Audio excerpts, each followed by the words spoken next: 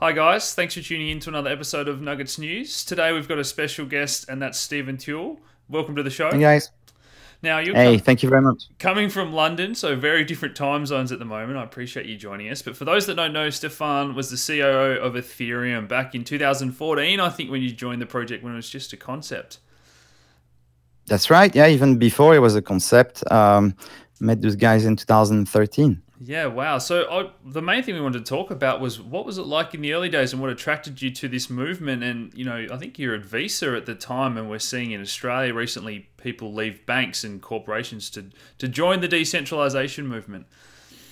I think what attracted me to Ethereum is, I first got into Bitcoin because of a presentation by Mike Hearn at the Turing Festival in Vienna, and he was covering the topic of what can you use Bitcoin for, Bitcoin as a platform.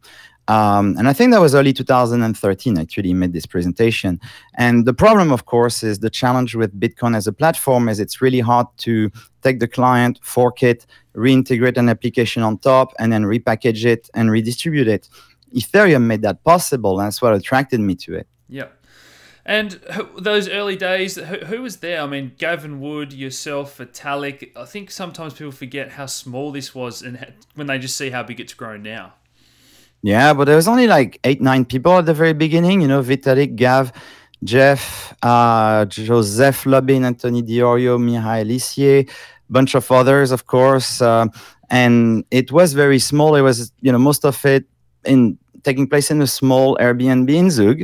And around the world, that's another thing that people don't quite understand is how dispersed it was. And that's what made it very attractive to me is that instead of having a centralized company, finally we have innovation coming out of Toronto, because that's where obviously where Vitalik lived. Yep. And we could have innovation from Berlin, which is where Gavin was based. And obviously Amsterdam, where Jeffrey was based, and myself in London. So it was all over the world, really, and the Zug thing was mostly an administrative center, to be honest. And that sort of led to the DAO, I guess, that decentralized organization as such. You guys already were that in some form, I guess. But the main aim was... That was one of the reasons, why I joined as well, is not only because Ethereum made it possible to create so-called decentralized application more easily, but it's also because of Gavin's vision around Web3 and Vitalik's vision around DAOs. So you put those two together. And actually, DAOs features heavily in the white paper from Vitalik. It's the last quarter, honestly. And that's what really got me into this. It's really this concept of autonomous companies, autonomous machines, which is why I did Slock.it afterwards, and autonomous contracts. That really fascinates me. This idea you can have a weak AI on a decentralized network that's unstoppable, that can earn money, and no one can shut it down. I love that concept. And I think that's the basis of the future of the next economy, really, the economy of machines. Absolutely. We've spoken about DAOs a lot on the channel, but that decentralized web idea and the gig economy, people are starting to call it now a bit in the media, peer-to-peer task economy, renting economy, and that was really what drove you. So talk about all that and how you see that playing out still. Yeah, sure. So the interesting thing that actually, credits where it's due. Most of these ideas came out of Vitalik. He has a great article, if you could look it up, called One Day You Wake Up. If you get that One Day You Wake Up and then Vitalik Buterin, you'll find it on Google. Yeah. But essentially envisage what the future will be like with Ethereum. And yes, it's this gig economy, but this time the workers own the mean of production, right? So as he says himself, there are no killer app on Ethereum, there's killer infrastructures. You take something that's a monopoly today, but is sort of part of the daily life, like say Airbnb or Uber, all those very useful services that quite frankly should be infrastructures. And you decentralize them so they belong to the people that use them, and they only pay for what they use by making sort of request, if you will, to this cloud that is a computer in the sky, Ethereum, and where there actually are no intermediaries. So you only pay for what you use, and it belongs to no one except the people who use it. And that's what's absolutely fantastic about this, is you can imagine, you had gas, water, electricity as the utilities of the 20th century. 21st century, you have economy, reputation, identity, sharing economy, and so on and so forth. And that should really be, in my opinion, part of the public domain, or at least take the form of a co-op. And Ethereum enables this. It's a way to experiment with economic model that couldn't be done before. And the stuff that Gavin added to this, which is the decentralized storage in the form of Swarm, the decentralized messaging in the form of Whisper, the routing protocol in the form of Dev P2B, that forms, if you will, the rough sort of platform or layered platform for these applications, for these dApps. It's just so exciting to hear all this stuff as well when it was just being conceptualized. So back then, the DAO hack happened. I think it's coming up on 2 years now, and I hadn't been in Ethereum that long, and obviously the price fell and everyone panicked a bit, but I'd never learnt so much in those few weeks, and you were very close to all this happening. So describe what that was like at the time, and you guys had full confidence that you could fix everything at the time, or? Yeah, so just to actually, you skipped 2 years there. Yeah, sorry. It took a while before we got to the time of the DAO. So, there was the launch of Ethereum, which was a year after I met with the guys in Zug. And then there was obviously the development of Ethereum across that. Then I left Ethereum. Then I joined Slock.it. Slock.it thought, okay, we can actually make Vitalik's concept of DAOs real. Yes. And we actually talked to Vitalik extensively.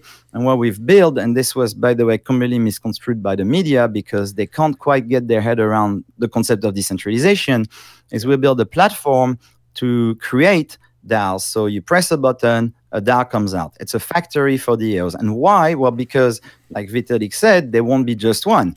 There'll be hundreds, potentially thousands. One to focus on the creation of, say, electronics, the other one on fashion, the next one on something else, one for Uber, one for Airbnb, and so on.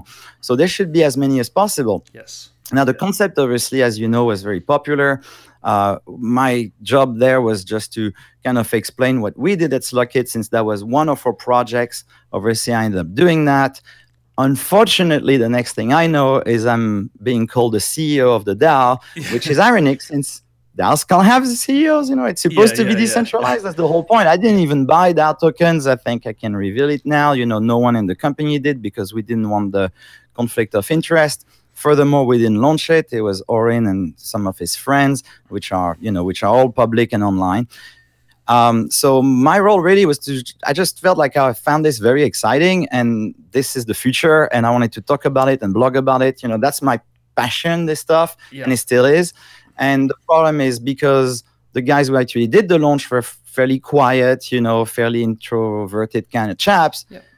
People didn't quite understand who was what. And unfortunately, I had nothing to do with the actual launch of the so-called project called ZDAO. That wasn't me, and I thought that wasn't a very good name because they can't only be one. But yeah, I mean, conceptually, it was brilliant. Unfortunately, what we've learned is when something like that, comes out, is incredibly successful, raises tons of money, gets hacked, or fails, depending on how you look at it. That's another thing that was misconstrued, but I'll get to that in a minute. People then feel like, oh, the concept is broken. Not quite. I mean, that's why you see currently Vitalik talking about DAOs. You see Gavin and Polkadot thinking about Polkadot for governance there. Eternity is using a DAO for governance. Dfinity, I think, using a DAO for governance. And there's even a thing called DAO Stack that just came out. I don't know what it is, but it sounds pretty neat. So there's like tons of things like that. And thankfully, people, I think, have learned now that a lot of the criticism, a lot of the hatred from the trolls that was very immature at the time, and actually conceptually, the concept of a DAO makes sense. Just like, empty GOX can happen to Bitcoin. That doesn't mean Bitcoin is broken. That means empty GOX is broken. Right? I mean, there's a few things that we should probably touch on a bit more just there. So one of them is that there's lots of money in these things and they're still very experimental in nature. And then when things can go wrong, everyone jumps on top of it. The media at the time saying DAOs don't work, and it was probably one of the only DAOs at the time. As you said, it got labeled the DAO, but people don't realize it's a concept. Exactly. Like you said, people were... I hate to say this, but because the Bitcoin crowd were hating on Ethereum, but now everyone that's in crypto space, oh yeah, I own a Bitcoin and Ethereum, and yet at the time they were adversary, and we see that now with new projects. So the space is very young, and people don't realize what's going on as a whole sometimes behind the scenes, I think. That is so true. That is so true. I think if you want to draw a parallel, well, exactly right. I think there was a lot of conflict between Bitcoin, Ethereum, and all the other, projects out there. Even though Ethereum always said that, we were just doing our thing and not competing against anyone else, but that went over the heads of many. Yeah. Just like today, we know there's going to be some new chains that will fail, and the media will criticize it, and they'll put everyone in the same basket, if you will, right? Yeah. So if you're a Bitcoiner, well, it won't matter. All blockchains are bad. If you're a guy who likes Ethereum, it don't matter. Ethereum's bad too because it's a blockchain. And, they'll crap on it like they usually do because it sells newspaper. That's what sells. Yep. But it doesn't mean that it's true. And people have a hard time sort of solving that sort of cognitive bias that the media says one thing, but the reality may be different. And yet, I believe blockchains will be the new normal in the next 10, 20 years. No doubt that this won't even be something we talk about. It'll just be. Just like the internet came out. And, if you had an internet-based product, you would say, this is an internet-based product. Look at it. It's so interesting. Buy it. And people would say, oh, it's an interesting internet-based product. I better buy it or invest. And then you had this big boom and then this big crash. And everyone said, the internet is dead. It's, told you so. Told you so. It was a scam, the internet. Last time I checked, the internet is absolutely everywhere as of today, but we don't even think about it. I think blockchain is going to be the exact same thing. It's going to grow into this crazy bubble. It's gonna, massively collapse, and fortunately or unfortunately, depending on how you look at it, or if you're vested or not in these things, and then it's gonna slowly rebuild over the period of 15 years, perhaps, and then it'll be normal, and you won't know if it's blockchain or not. It'll just be. Yeah, and I know in the pre-interview you were saying that people like yourself aren't fussed about the price, and the people that are working on the tech and building it out. Where do you see that? I know you just said it, then you said it's going to grow into a bubble, and I completely agree. Do you think we're still a long way off that, with only still getting Microsoft and all those people starting to dip their toe and put their name to these blockchains and working on private chains? Do you think this has got a long way to grow before we get into that big bubble? Yeah, we're in the pre-Cambriatic age of blockchain, where the fishes don't have legs, as I like to often say. Yeah. It's that early, okay? You're not even in prehistory yet, okay? Yeah. And that's my view on it. It's really basic. It doesn't scale. It has issue with privacy. Lots of things like zero knowledge proof, properly deployed without a centralization point or homomorphic encryption period, just do not exist and are necessary for this technology to work as we intended it to. Scalability through sharding, that's 3 years down the line. And people who claim to be scalable as of today, they're just lying. Yeah. So the thing is, it's early days, and people have to understand that. Unfortunately, even very, very smart people that I know, friends or family and so on, and I talk to them and I say, what do you think of blockchain? What do you think it is? And they always say, something to do with Bitcoin and making a lot of money. That's all they think about. And it's like, well, what about, have you heard of this thing called decentralization? Did you know that you could use a server or a service without a server, for example? So it wouldn't be owned by someone, and that we could then arbitrarily modify the information. And like, no, but that sounds kind of interesting because we could use this for banks. Like, exactly. But so we have so much education to do before it sinks in. I think it's a long way ahead, and that's why most of the projects I work on, and 2-5 years ahead. Yeah, and our focus has been education, because I don't think you ever explain the concept to people of decentralization for whatever industry it is, and people don't get excited. Like, it is hard not to go down the rabbit hole and come out once you enter this space. Exactly. That's your best, so the guys who are going to be the most passionate about this are the guys who understand the underlying power of this technology. Because if it's just about getting rich quick and speculation, that's okay. That's one thing. Pink sheets existed. They did very well, then not so well. But it's not, it doesn't have that lasting power, but decentralization does. And that's really important.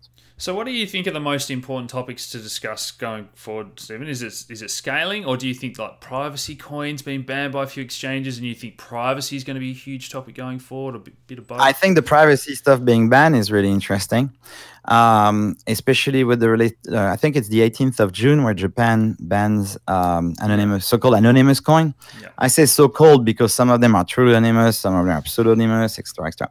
But regardless, it's the intention that counts, and that really worries me, because if Japan does it, we know the UK won't be too far ahead. I mean, too far behind. Yeah. talked a lot about banning encryption, period, so including on chat tools. And that is concerning, and I'll tell you why. Because the days of Vitalik, Gavin, and Stephan in a garage building a blockchain clients are over. And so now it costs a lot of money to build one. So this notion that somehow, if you don't like something in a blockchain, you can fork and leave, it's finished. So now we need governance. If we can have governance, it means we need voting. If we have voting, surely that means we can vote on anything we want for the next feature or iteration of our very favorite platform, whether it's, say, EOS, NEO, Ethereum, and all the others out there. Yeah. Unfortunately, if something is banned and illegal, it's very likely the developers, it's not their interest to go and put that in or even allow you to vote on something like that. So I think it's going to make governance very difficult. It's going to affect the development of blockchain clients going forward. And it's overall very bad, very, very bad for innovation. Yes, it's very interesting to see how this plays out because, like you said, it's only weeks away now, and it's already happening in different countries. So, new projects you're working on, Atlas New. I'll let you pronounce that one. No, yeah, like the German font, right? Doesn't agree with Australian accent. Sorry, yeah. Yeah. So essentially, what I do at Atlas is, we have 3 prongs. The first one is events. We have a meetup in London that's been going on for 4 years. That's free for everyone. It's all out of our own pocket. We're the largest one in the world, and the first one. We have about 300 people on average at each meetup, which is really a conference at this point. We film it, put it online for free. Yeah. So that's one of the things we do. I invest, essentially my personal family office. So I invest in projects that I think have potential in the future. So actually, little plug here. If anyone has cool projects that are potentially game changers and aiming for 2 to 5 years down the line, I'd be interested in hearing about it. Yeah. And then finally, we also provide advisory, but not endorsements, if you will, for companies. So people tend not to know we provide it because we don't like our image being used. Instead, we just provide real advice, and it tends to be brutally honest. So that's what we do so far. Yeah, it sounds a bit what we're doing behind the scenes as well. Actually, sometimes you've got to give people some home truths about their project, which is never easy. It's never easy, and it's really hard, actually. But I think the ones that do get it and accept it are the ones who are more likely to succeed, really. Absolutely. Any final thoughts, mate? What would be a takeaway message you want everyone to that's in this space to sort of take from you?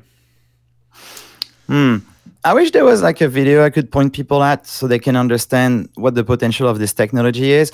Or I have a better way to end this, and it's actually, how could it all end badly? Yes. And I've been thinking about this a lot recently. And I think the way it could end very badly is if the Amazon or the Microsoft or the Google of this world decide to roll out their own blockchain. And if you think about it, if it's, say, through the Chrome browser, they would have instantly, 500 to 1 billion install, meaning nodes, versus the 17 or 20,000 of Ethereum and 5K for Bitcoin. They would obviously have, they would know how to make it easy to use. And they will make it gorgeous and so simple, and press a button and click here to get your tokens, etc. It sounds good, except knowing them, they will also remove anonymity, the transparency, auditability, and probably the tracking as well. Or actually, they'll add extra tracking so that you can't be anonymous because obviously, terrorists, right? And that really worries me because that would actually take something that's beautiful and replace it with essentially the equivalent of what is today, but co-opted. And that's really sad. So I hope we don't get there. And that's why I think it's so important that, the blockchain projects out there be successful, be it any projects, really. I'm pretty much agnostic at this point. Yeah, I think that would be like central banks saying we're going to issue a cryptocurrency. These central tech companies saying we're going to launch the decentralized web. So, I mean, even in that scenario, would you agree it would only push things back a few years? People would come to realize the benefits of true decentralization. I think, unfortunately, it will just end up living as a underground for the really hardcore, a bit like today you have Tor, and, Tor could be used for a lot of good things. Yes. And how many people provide genuine, legal, not drugs or whatever else on Tor? Very few. I checked just yesterday because I knew this was coming, and I checked, and unfortunately it's true, there are very few legal service on Tor, and usually they're just copies of the existing centralized service but through door for dissidents to access from, say, North Korea. So unfortunately, I think it would kill it. It would kill the innovation, and the cool stuff would just stay forever on the ground. And that's a real shame. I hope it never happens. I agree. How can people follow you before we finish up here, Stephan? Easiest way is Twitter at Stephan Tual in one word, or at Atlas Noya for the corporate stuff. Awesome. I really appreciate you joining us today, mate, and people are going to love this interview. Thank you. Really appreciate it. Cheers. Cool. Thanks, mate. Bye-bye.